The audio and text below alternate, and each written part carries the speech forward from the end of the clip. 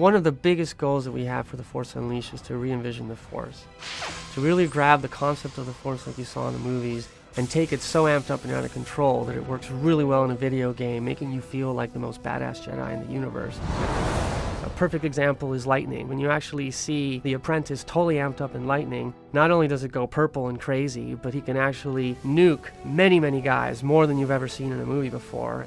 In the same manner, we can use the Force grip, for example. Instead of just gripping an X-Wing like you saw in Dagobah, we really amped up the power to the point where the apprentice can actually pick up many objects at the same time. And then if he wants to, he can actually throw lightning at them. And so now they're all charged up like a cannonball.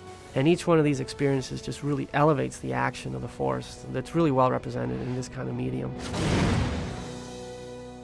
My favorite part of the combat for the Force Unleashed 2 is that the sabers actually matter. You now carry 2 instead of 1. And not only does that look impressive because you have twice as much weaponry as you used to, but it really allowed us to evolve the combat system and the way you interact with the enemies. The number of hits you're able to achieve on a given target are obviously much faster now with being able to do 2 hits. You'll also be able to do a dual lightsaber throw. We've added the ability to do dismemberment. You're able to decapitate guys now. The changes that we made to the lightsaber really lend a lot more to the realism and immersion that the player will experience in the game. It's not just like a baseball bat. It's really going to be much more like what Star Wars fans have seen in the movies. We've also added some unique force powers that didn't exist before. We have a brand new force power in the game, which is sort of an unleashed version of Jedi Mind Trick. We've sort of reimagined it for the Unleashed franchise. These aren't the droids you're looking for. These aren't the droids we're looking for. We took it to the next level. You basically get a trooper and you turn him into your ally, and what he'll do is he'll turn around to attack other troopers. They actually might get so confused that they'll try to commit suicide. I can't do this anymore! They go so crazy, you can actually have them go into a bunch of other troopers and explode, and they all just fly into the air because it's basically a bomb.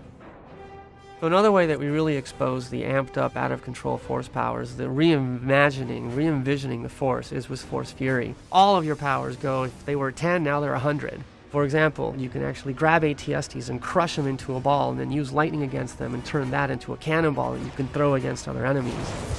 Or you can use another power we call Force Repulse. And you let it go, it literally disintegrates all the guys and turns them into vapor. With this Force Fury mode, they really give this new definition to what it feels to be unleashed in the game. Another feature that we really worked on to improve the interaction with the world is the combat system from a perspective of targeting. Our targeting system has been cleaned up so that as you play through it, the choices that you have to grip things or to target things or to throw things is much more accurate than it used to be. That, tied with a much more improved camera, really allows you to interact with the environments and with the enemy setups.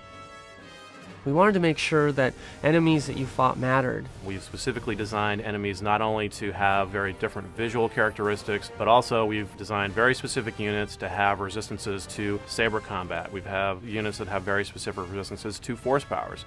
As you progress and become more and more powerful, you will find more and more powerful enemies. For example, the Gorog, this big ape monster type creature that you have to use very specific force powers in order to defeat. Another one to note is this big Titan spider, 4-legged creature that very much attacks you in ways that are very different than the Gorog, so you have to use different force powers to defeat him. It's amazingly fun to actually grab the Force and play with it like it's never been done before.